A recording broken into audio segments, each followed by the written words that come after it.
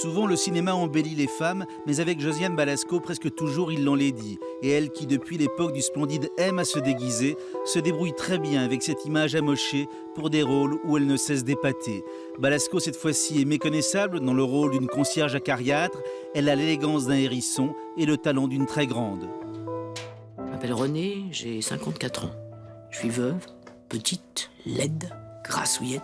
Bonjour mademoiselle, je corresponds parfaitement à l'archétype de la concierge d'immeuble. Qu'est-ce qu'on vous a fait? Parce qu'on a même du mal à vous reconnaître. Les cheveux gris, bien sûr, parce qu'elle va pas chez le coiffeur, elle se teint pas les cheveux.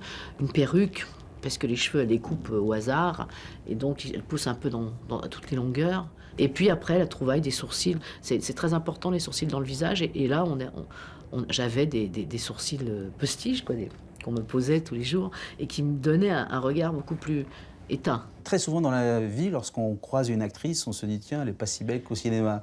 Vous, je crois que vous prenez souvent le métro, les gens vous disent l'inverse. Ah, oui, mais je préfère qu'on me dise vous êtes beaucoup mieux dans la vie. Parce que la vie, quand même, j'y suis plus souvent dans la vie que sur un plateau. Donc... Et pour une comédienne, il n'y a pas un souci narcissique de devoir sans les dire? Je crois que c'est le même procédé que de devoir s'embellir. On se cache. Parce que on se cache. C'est même plus pervers de s'en les dire. Le fait de s'embellir, effectivement, on est à son avantage, on essaye de paraître à son avantage. Quand on s'en les dit, finalement, c'est beaucoup plus confortable. On connaît la tragédie des très belles comédiennes qui vieillissent et qui essayent de garder une espèce de beauté éternelle. Vous avez eu cette chance, au moins, de ne pas devoir vous bagarrer de lifting en lifting et faire croire que vous avez 20 ans. C'est une chance, non? C'est plus facile. Mais c'est plus facile de vieillir Balasco que de Neuve Wadjani, finalement. Je crois que ce qui est le plus difficile, c'est d'avoir du talent, quel que soit le physique qu'on a. Donc, les gens avec du talent, ils s'en sortent toujours. Vous voyez, ils s'en sortent toujours. C'est ça le plus difficile. Après, quand on a 20 ans, on a sa gueule. Quand elle est belle, ça va tout seul. Quand elle est moche, on s'habitue. Mais c'est pas moi qui l'ai dit. Mais en tout cas, c'est vrai, j'ai jamais eu le problème de me dire, là, je vais être mal filmée de ce côté-là parce que c'est pas mon profil. Donc, en guise de rigolade, j'ai toujours à mes partenaires féminines, place-toi où tu veux, j'ai des profils parfaits. Parce que j'ai cette liberté-là. Mais c'est une liberté que j'ai piquée aux mecs. Voilà, parce que sinon, les femmes n'ont pas cette liberté-là. J'ai eu envie de me dire, moi, pourquoi je voyais des acteurs qui avaient des carrières formidables et qui n'étaient pas ni des playboys, ni des top modèles, qui étaient quand même un physique tout à fait banal, qui se trouvaient à sortir au bras, dans les films, au bras de ravissantes créatures. Bon, parce que c'est because it's in the script, parce que c'est dans le script, hein. Et je me suis dit, alors s'ils peuvent le faire, moi aussi, il n'y a pas de raison. Et c'est ça, c'est tout. Moi aussi, je peux le faire. Ça vous saoule que depuis maintenant 20 ans, on vous cite Coluche à chaque fois comme un peu votre frère, votre double au féminin? Non, ça me saoule pas qu'on me cite Coluche, parce que d'abord c'était un ami et qui me manque toujours. Donc quand on le cite, on le rend encore vivant une fois de plus. Donc ça me gêne pas. Je crois que lorsque vous êtes fait refaire le nez... C'est vrai que je ressemblais énormément. Il y a encore des photos d'époque, on peut voir, je ressemblais énormément à Michel. Parce que j'avais un nez plus long avec une boue, et j'avais des lunettes, et j'étais petite et ronde, et après qu'à l'époque j'avais les cheveux frisottés, et je ressemblais vraiment à Michel. Et donc un jour, j'ai décidé que je voulais plus lui ressembler. Et il me fait, tu cherchais de belle? Et je dis non, je cherche à plus te ressembler.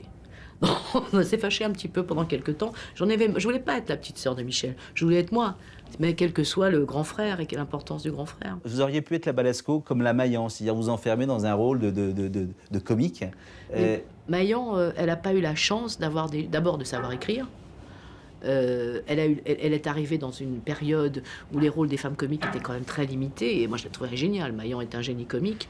Et elle n'a pas eu la chance d'avoir les auteurs qui auraient permis à elle de montrer toute l'étendue de la variété de son talent. Est-ce que vous vous êtes dit à un moment de votre carrière, il faut que j'écrive pour moi, sinon on ne va pas le faire?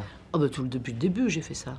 Donc vous les avez écrits pour sortir Bien sûr, du cliché. pour pouvoir jouer, pas du cliché, pour pouvoir jouer des rôles où on tiendrait plus longtemps la place que les rôles où on nous cantonnait habituellement.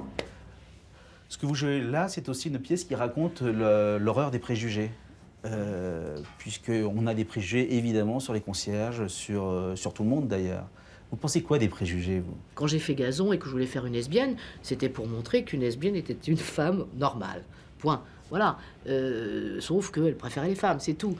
Donc, ce qu'on connaît mieux, on en a moins peur. On a tous, c'est pas une réplique, c'est une intervention de vous, on l'a tous dans la tête maintenant, puisque vous êtes un peu mobilisés et pour les sans-papiers et pour les mal logés. Qu'est-ce qu'ils foutent tous les mecs du PS qui veulent nous... Qu'est-ce qu'ils foutent? Voilà, ça m'énerve. Parce qu'on est seuls, que eux, leur boulot, c'est d'être dans l'opposition. Elle est où l'opposition? C'est nous l'opposition. Vous savez, j'ai dit ça d'une manière tout à fait spontanée, et puis c'est devenu une espèce de leitmotiv dont je pensais pas un instant imaginer que ça prendrait ces proportions-là. Moi, j'ai pas envie de tirer sur le PS, j'ai pas envie de dire du mal tout le monde en dit, et j'ai pas envie d'en rajouter. Un pays qui n'a pas d'opposition ou une opposition faible est un pays pas en très bonne santé, donc je préférais qu'il soit en bonne santé. Mais c'est un pays en tout cas qui n'a plus de grande gueule comme Coluche l'a été, comme l'abbé Pierre l'était, comme Montand l'était à sa manière, et qu'on s'est dit d'un seul coup, c'est peut-être elle notre nouvelle grande gueule. On a eu... Bah si, il y a une grande gueule, c'est Dieudonné, excusez-moi. On a des grandes gueules, pas forcément du côté que l'on voudrait, mais non, je me sens pas dans le rôle. Quand j'ai des choses à dire, je les dis, mais c'est un métier. Enfin, je veux dire, Michel Coluche, vraiment, c'était aussi son métier.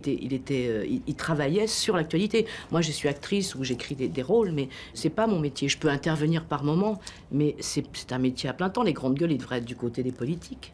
Et ça vous manque des gens justement qui secouent le cocotier? Ouais.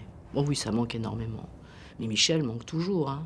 Coluche, c'est celui qui manque le plus, parce que combien j'entends de fois, ah, si Coluche était là, qu'est-ce qu'il dirait? Je sais pas ce qu'il dirait, mais en tout cas, il dirait des choses. Et surtout, c'était pas seulement une grande gueule, parce que le mot grande gueule, c'est quand même une connotation, bon, faire du bruit. Voilà. Michel faisait pas de bruit, il remuait la merde. Il disait lui-même, je remue la merde de manière à ce que l'odeur monte à ceux qui sont tout là-haut et qui sentent rien. C'était ça, son boulot. Et vous savez ce qui fait que vous n'êtes pas resté dans le bistrot de vos parents et que vous êtes sorti, que vous êtes devenu une artiste et que vous n'êtes pas resté dans... Parce que je voulais pas avoir... je sais pas, je me suis jamais même posé la question qu'un jour je pourrais être dans un bistrot. La seule question que je me posais, non, je me posais, c'était je veux pas de patron. Ça, je le savais. J'en ai toujours des patrons, mais je voulais pas un mec qui dirait, dis donc... Voilà, ça je voulais pas, c'était hors de question. Donc il fallait que je fasse un métier où, mais bon, on me le dit quand même, il est quelle heure, il faut que tu ailles au maquillage. Mais c'est différent, je suis quand même libre, je suis quand même libre de mes choix. Je suis pas obligée de bosser en usine et de fermer ma gueule parce que le chef d'atelier ou le contremaître est odieux et est insultant. Non, ça, j'ai cette chance-là. On m'a dit de vous que vous n'aviez peur de rien. Ah bon? Alors j'ai cherché, j'ai vu une citation, c'est vrai que personne ne va me faire un deuxième trou du cul, veuillez-vous dire. Oui, mais c'était une citation que disait ma grand-mère et que j'adorais. Et que je me... Parce qu'on a toujours peur, on a peur pour les siens, on a toujours des angoisses pour des choses qui peuvent arriver, mais des peurs de parler, non. Des peurs du public, non. Des peurs pour impressionner par les gens particulièrement. Et j'ai cette situation de ma grand-mère qui disait... Qu'est-ce que tu veux qu'ils te fassent? Ils te feront pas un deuxième trou au cul. Et ça remet tout à fait les idées en place, effectivement. On vit dans un pays où on peut l'ouvrir. Quand je vois ce qui se passe en Iran, je dis que là, les gens qui vont manifester sont extrêmement courageux.